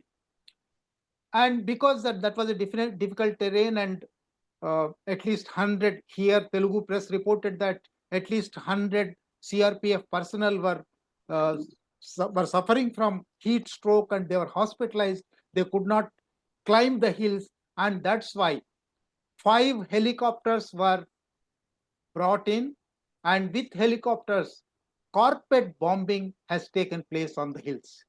And rapid fire from machine gun was happening every day.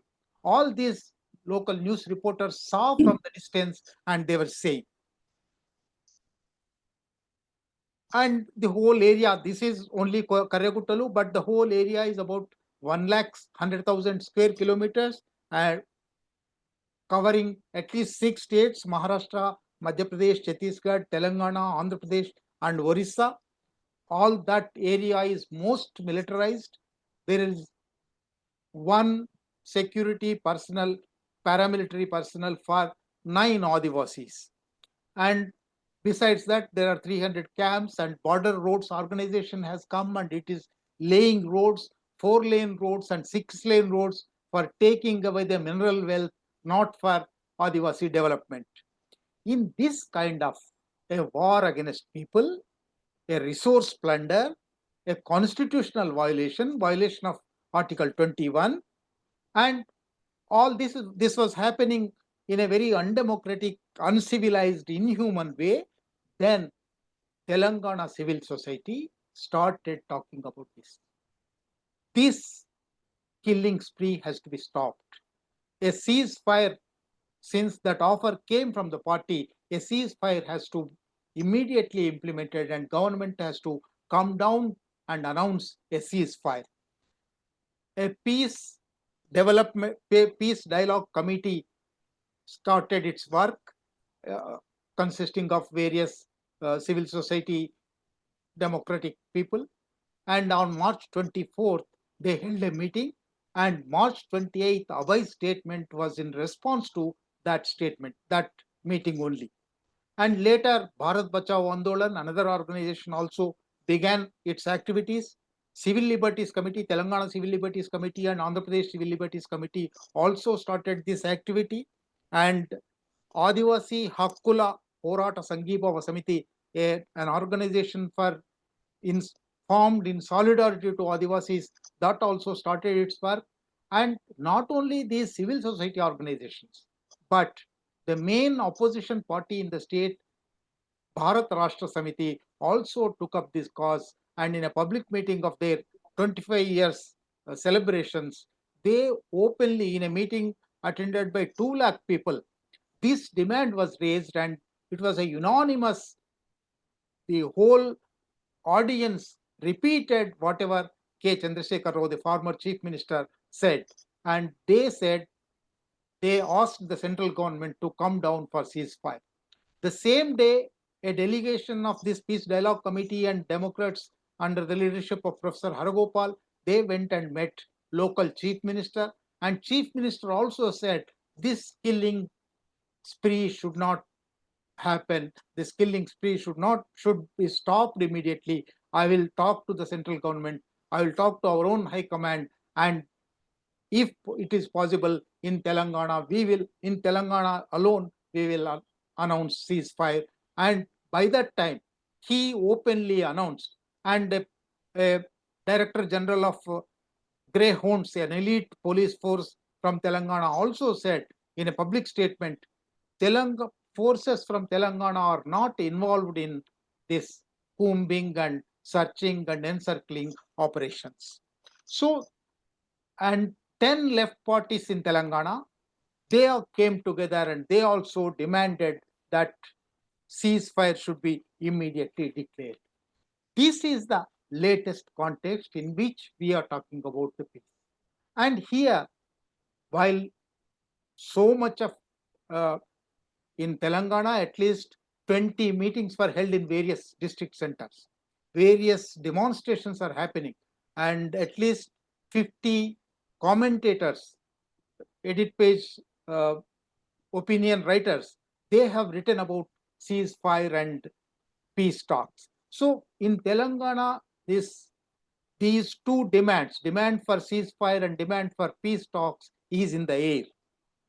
Having said that, I have to go to the second part, the history of the peace talks.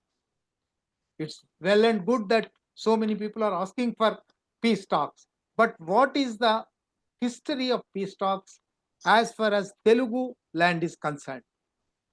Uh, we don't have that much time. I think we are running over time. And so in 2002, I will just give a glimpse of it. In 2002, under Chandrababu Naidu's government, the first time a peace talk, actually before that I have to go to a High Court judgment, Andhra Pradesh High Court judgment by Justice M.N. Rao in 1995 said, in a case involving Naxalites under TADA, he said, while the government is saying Naxalites is a problem, people are more and more believing that Naxalites are a solution to their problems.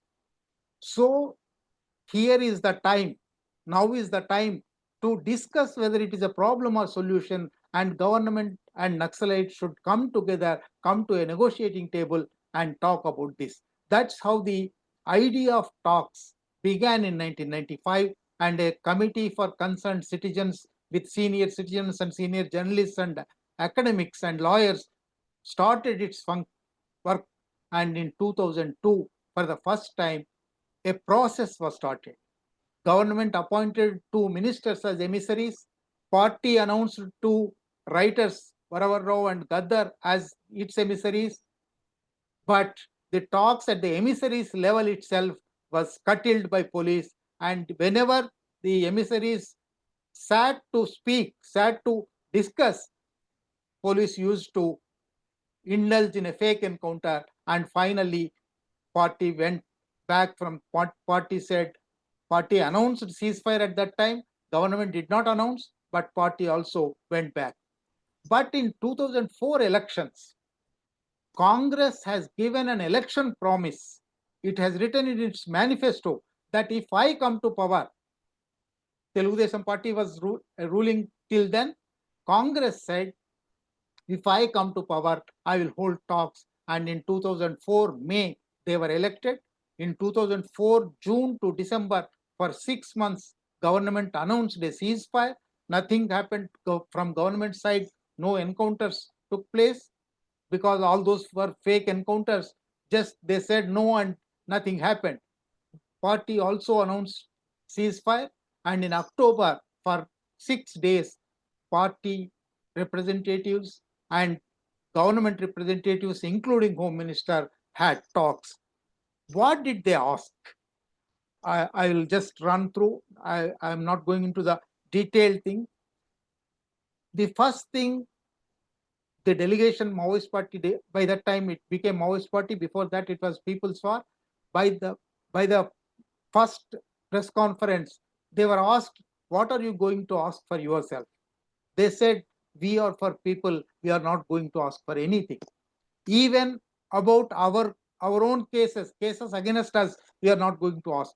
We are going to ask to withdraw, remove cases on people, on Adivasis, on Dalits, and we are going to ask for constitutional governance. We are going to ask for democracy, and they gave a 11-point agenda.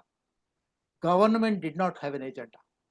Government with so much paraphernalia could not do any homework and could not say a word, whereas they came with detailed papers and statistics and tables, and they discussed a lot of issues, including land. And after 5 days of talks, government said, this round is over, we will have another round. And they went back to the forest, and government immediately started fake encounters. So, and later in 2010, another attempt was made by Swami Agnivesh, and Azad was involved in that. Azad was killed while taking this process ahead, and Mallozula Koteswar Rao, Kishanji, was also involved in an attempt of peace talks. He was also killed in the same way. So now, coming to the present, I will just finish it in 2 minutes. I know I have taken much time. Given this, on one side, whole of Telangana, whole of Andhra Pradesh is asking for ceasefire and peace talks. But if you go back to history, ceasefire or peace talks do not give that much hope, then why are we asking now? Why the civil society in Telangana asking? Why the civil society in Andhra Pradesh is asking? Given the history, given the experience, we have bad experience. But then, since the killing spree is going on unhindered, since the government, particularly Home Minister Amit Shah, has set a deadline and given a death sentence without any respect for Article 21. Article 21 says no person will be deprived of life or liberty except according to the procedure established by law. But all these 550 people were killed without any procedure established by law. This kind of illegal, this kind of unconstitutional, this kind of undemocratic, this kind of uncivilized dancing and taking pictures at the dead bodies is happening. Civil society wants to come to people, wants to show to people that this kind of governance is going on and we need ceasefire. We have to demand government to implement ceasefire because that is a constitutional demand. That is a democratic demand. That is a civilized demand. And peace will not come without justice. They are not coming, they are not going to surrender their arms, and peace is not surrendering. Peace without justice is irrelevant. Peace without justice is meaningless. That's why in the various attempts in Chhattisgarh, Moolavasi Bachao Manch, an organization set up by Adivasi youth who witnessed the atrocities of Salva Judum and now they have become youth. They started an unarmed Gandhian peace movement and that organization is banned. So the peace process is asking, apart from ceasefire, remove the ban, lift the ban from the organizations like Muslim Bachao, Moolavasi Bachao Manch, and stop Adivasi evacuation and Adivasi terrorization. Maoists in the last talks, they asked for they raised the questions of land disposition, caste oppression, corporate plunder, denial of dignity and autonomy. Maybe in the present task, if at all they happen, they may raise the same demands. But the state may not accept these demands because state compulsions are MNC's plunder. They are doing all this for MNC's plunder. They are doing this for political aims. BJP government wants to settle this long spending issue. Third, they have an ideological mooring where their theoretician Golwalkar said Christians, minorities and communists are the enemies and they are second-rate citizens. They don't have any rights. And now in Manipur, they have done on Christians. All over India, they are doing on Muslims. And in Chhattisgarh and Dandakaranya and all over India, they are doing on Maoists. So in this kind of state may not come down. Maoists will not become disarmed and they may raise constitutional demands only. In this kind of a stalemate situation, I think only public pressure will make the government come down for the talks. This public pressure can be in Telangana and Andhra. I gave you the examples. Public pressure is building up. Political pressure is also building up. And I chose to speak and I took your request, INSAF's request, so that international pressure also can be built up. Internationally, this government fears, because this government is afraid of international image only. Within India, they are riding roughshod, and in Hindi, we have a idiom saying Barakun Maaf. For Amit Shah, Barakun Maaf. In this kind of a situation, international pressure may help bring the state come down. And I request all of you, there are many friends of people, friends of democracy, to raise your voice against this inhuman plunder and killing spree, and raise your voice for justice, raise your voice for ceasefire, raise your voice for peace talks. Thank you. Thank you, Venuji. That was, again, like you said, a lot to say in very little time. अभी thank you so much, और आप दोनों का बहुत बहुत ही शुक्रिया कि इतना दर्द भरा ये जो हो रहा है उसका आपने हमारे साथ शेयर किया, and I am just thanking both our speakers for the very pain filled accounts that they have been sharing with us. If we have any questions, One question was how people can support Soni Sori ji. जी सोनी जी, ये आपके लिए। अच्छा, मतलब Soni sorry के लिए तो नहीं, पर बस्तर के लिए क्या मदद कर सकते हैं, कैसे मदद कर सकते हैं, क्योंकि आज हमको बस्तर को बहुत जरूरत है। तो मैं जो कह रही, मतलब मैं जो बताना चाहती हूँ, यहाँ तो नक्सल के नाम पे जो सरकार कर रही है, तो इसमें हम बस्तर को कैसे बचा सकते हैं, बस्तर के बच्चे को कैसे बचा सकते हैं, यहाँ के लोगों को, महिला हो चाहे पुरुष हो चाहे, और हमारा 3 चीज बचाव के लिए सोचना है। एक तो हमारा जल जंगल पहाड़ तो है ही है, बच्चे है ही हैं, और हमारा जो बस्तर क्या है, तो इसमें मेरा सबसे ज्यादा लगता है कि बच्चों का सबसे प्रथम स्थान है। आज बच्चे भी माना आईडी ब्लास्ट, गोली बारूदों के बीच के ढेरों में वो भी इस तरह की हत्याएं हो रही है।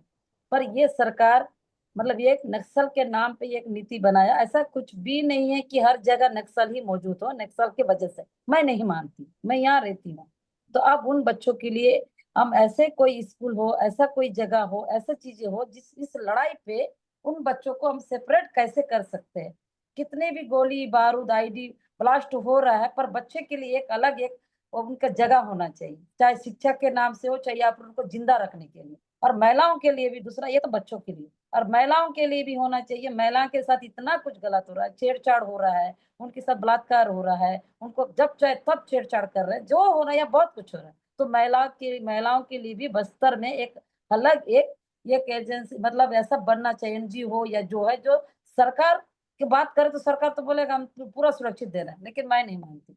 यहाँ के लोगों का जमीन स्तर के जो लोग हैं, काम कर रहे हैं, जो जुड़े हैं, उनके साथ डायरेक्ट हमारे बुद्धिजीवी स्तर का सामाजिक लोग, चाहे अंतरराष्ट्रीय लेवल से उसका जो मतलब एनजीओ है, डायरेक्ट वो एक फोकस दे। मुझे पता है यहाँ आने नहीं दे, महिलाओं के लिए सुरक्षा, महिलाओं के हक अधिकार के लिए कैसे लड़े, उनको कैसे आत्मनिर्भर बनाए, उनकी कैसे ये होनी चाहिए। तीसरा, जो हमारे पहाड़ों के ऊपर इतनी कंपनियां जो आ रही है और उनको बिना जाने उनको कदरने, मतलब खोदने की कोशिश कर रहे हैं, उनके लिए भी एक अलग बननी चाहिए। मतलब हर पार्ट का एक अलग अलग चीजें होना चाहिए जिससे हम बचे। और सबसे चौथा बात है जो नक्सल की बात है, नक्सली के नाम से ये जो झूठा फर्जी फायरिंग कर रहे हैं और बंदूक जो हो रही है, बंदूकों की जो हर भर दिखाया जाए, इसके लिए भी एक ऐसा चीज होनी चाहिए। तो ये जब पार्ट अगर हम करें तो शायद हम कुछ कर सकते हैं कि बस्तर में क्या, लेकिन स्वतंत्र रूप से आर पार लड़ने के लिए जो यहाँ लीडर हैं और बाहर से भी लोग मिलके उसका एक एनजीओ के रूप में, ट्रस्ट के रूप में एक बनाना चाहिए। अब भारत सरकार इसकी इतनी आसानी से देगी नहीं, लेकिन करना तो पड़ेगा, तब जाके बस्तर बचेगा। और देश भर में जैसे हर लड़ाई के समय जब होता है पूरे हिंदुस्तान जग जाता है, तो बस्तर के लिए क्यों नहीं जग पा रहा है, ऐसा क्या वजह है। मैं मानती हूँ कि मेरे बस्तर के आदिवासी कम्युनिटी के लोग नहीं जग पा रहे, उसका वजह है ये लोगों को इतना डरा के रखा गया, ये यूएपीए धारा, एनआई का धारा, जेल भेजना, मौत के घाट उतारने की धमकी हर तरह की दिया जा रहा है, जिसके कारण कुछ बोल नहीं पा रहे। इसका मतलब ये नहीं है कि वो शांति नहीं चाहते हैं, जिंदा रहना नहीं चाहते हैं, जिंदगी नहीं चाहते हैं। आज देखो इतने लोगों को सरेंडर करके कैंपों में रखा जा रहा है, उनको रगड़ गस काम किया जा रहा है। अभी जो गोपाल जी और ये जो रेणु गोपाल जी जो बोल रहे थे, मैं भी एक बात छुप गया कि अभी 19 तारीख का रात में लोग शिकार खेलने गए थे, 20 तारीख को उनको पूरी 50-60 लोग को पकड़ के रखा गया है, उसमें से 30 को छोड़ा गया, 30 को आज भी पुलिस कस्टडी में है। ये है खरे गुट्ठा के आसपास के गांव के लोगों को बासागुड़ा थाना में रखा गया। तो मैं कल यही बात कर रही थी, देखो इतना बड़ा मुठभेड़ हो रहा है, कहीं उस मुठभेड़ में ये आदिवासी को ले जाके 5-10 आदिवासी को लेकर उसके गोली का शिकार ना बनाया जाए। ये बात सच है, ये हो रहा है। तो हमारा प्रथम लगा है कि बच्चे, महिला और बस्तर को बचाना है, तो हमको पूरी तरह कैंपिंग और शांति वार्ता तो अनिवार्य है। शांति वार्ता तो हर हालत में होनी चाहिए। जब सरकार ने कहा है शांति वार्ता करना है, तो आज क्यों सरकार गोली बारूद चला रही है? क्यों इस तरह की बंदूकों के नोक पे फिर से क्यों अत्याचार कर रही है? और एक तरफ शांति वार्ता की बात करती है, दूसरी तरफ वो इस तरह का हत्या भी करा रही, गोला बारूद भी चला रही है, कैसे? मतलब मेरे को तो इतना है कि शांति वार्ता का करने की नियत में सरकार नहीं है, लेकिन इसको हमको कैसे पुश करना वो देखना। क्योंकि पहाड़ माओवादी को नहीं चाहिए, सरकार को चाहिए। यहाँ का खनिज संपदा माओवादी को नहीं चाहिए, सरकार को चाहिए। और हम आदिवासी को भी वो यथावत रखेगा, उसको भी खोदने की जरूरत नहीं है मेरे आदिवासी को। यहाँ कितने एनएमडीसी का जो पहाड़ इलाकों में अडानी, जिंदल, सारे जो कंपनी आ रही है, तो सरकार को चाहिए उनके लिए दलाली करने के लिए सरकार कुछ भी कर सकती है, लेकिन माओवादी को तो नहीं चाहिए ना। तो जब शांति वार्ता का बात कर तो शांति वार्ता करना चाहिए। तो सरकार डर रही है, शांति वार्ता अगर होता है तो कहीं आदिवासी सशक्त ना हो जाए और अपने पहाड़ों को अब किसी भी तरह लड़के अपने कब्जे में ना रखा जाए, हम खोदने ना दिया जाए। तो बहुत सारी चीजें हैं, तो इसलिए हमको शांति वार्ता को करना चाहिए। अगर सचमुच आप सबसे मेरा रिक्वेस्ट है, बस्तर को बचाना है, तो हर हाल में हम सबको बस्तर की ओर नजर डालिए और जो किए, और बस्तर को बचाया जा सकता है। ऐसा कौन सा चीज है कोशिश ना करे तो ना बचे? जैसे इससे पहले भी अंग्रेजों के समय इतनी बड़ी युद्ध हुई, तो भी भारत देश को आजाद करने के लिए इसने एक होकर लड़ के उसको आजादी दिला सकते हैं देश को। तो क्या बस्तर को आजादी नहीं दिला सकते? बस्तर को सुकून नहीं दिला सकते? क्या बस्तर को जिंदगी नहीं दिला सकते हैं? लेकिन आप सबके दिलों में, सबके आंखों में, सबके अंदर में वो एक आर पार की लड़ाई का जज्बा, जुनून और ये पैदा करनी पड़ेगी, जिससे हमारा बस्तर और बस्तर के लोग बचेंगे। Thank you. Dhanyavad, Soni Suri ji. So, is there any other question? Yes, one question is what effort is being made to reach out to the mainstream opposition parties? And that is for Venu. Actually, there is this effort is happening at various levels. Recently, in Delhi, a coordination committee for peace was formed with the PUCL's initiative, Kavita Srivastava's initiative, and they sought appointment of President, Prime Minister, and Home Minister. They could not get the appointment, but they met Congress President Kharge and Rahul Gandhi. They met CPI General Secretary Raja and CPM General Secretary Baby. And here in Telangana and Andhra Pradesh, almost all political parties are approached, and this effort is going on. Thank you, Venuji. We do thank you all whoever is still with us in the room, and all those who joined before, for engaging so deeply in today's session. And Soni ji and Venu ji, we are deeply grateful to you for speaking with such clarity, courage, and urgency about the absolutely brutal realities on the ground and the ongoing repression faced by Adivasi communities. Your reflections offer not only lived experience, but also sharp political and historical analysis that helped ground today's discussion and the whole series going ahead. So before we close, I'm just going to mention that, we will be continuing this, and we hope the people here and those who registered and will join us again and again when we will examine more dimensions of the Indian government's March 31st deadline to eradicate Naxalism. We will consider resource extraction, state corporate nexus, global context of resource imperialism, as well as people's strategy of resistance. This is something we will focus on in the next session. And before we end, we also urge everyone here to recognize the urgency of this moment, as Venu said, as Soni ji said, we all need to call on the Indian government to declare a ceasefire and it begins really genuine peace talks. Dhanyavad. Thank you, ji. Thank you. तो इसी के साथ यहाँ पे समाप्त करते हैं आज का सेशन। बहुत बहुत धन्यवाद। हमारा बस्तर भी जलता हुआ बस्तर आप सबको जोहार करती है। Thank you.